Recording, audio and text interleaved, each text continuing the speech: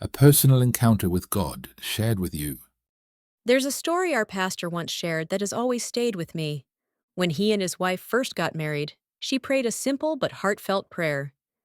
Even if we're poor, that's fine, as long as I can always squeeze some fresh oranges.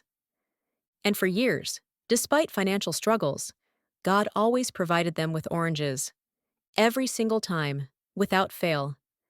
That story came back to me one day when I was in my own battle.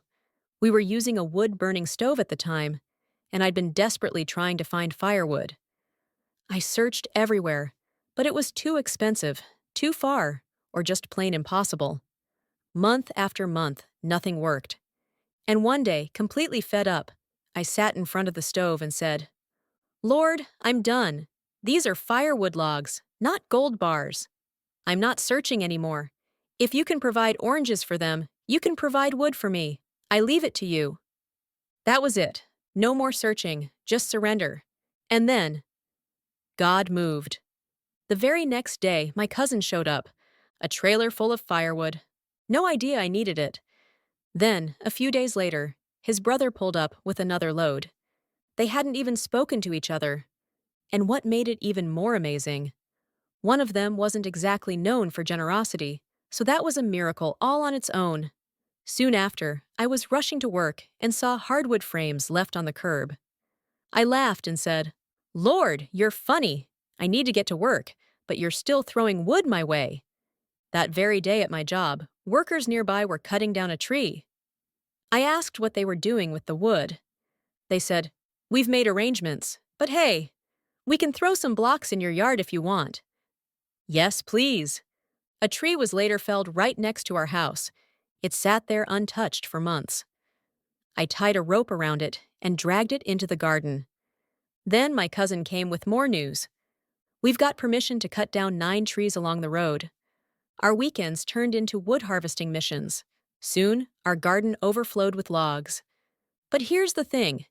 10 days before we even knew about those trees, a neighbor gave us a massive wood splitter on wheels.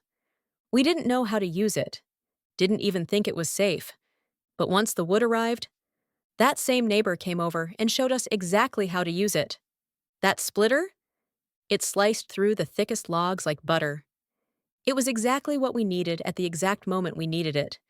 We used it to chop all the wood, and once we were done, we gave it away. God had delivered it just in time, and then took it back, like manna in the wilderness.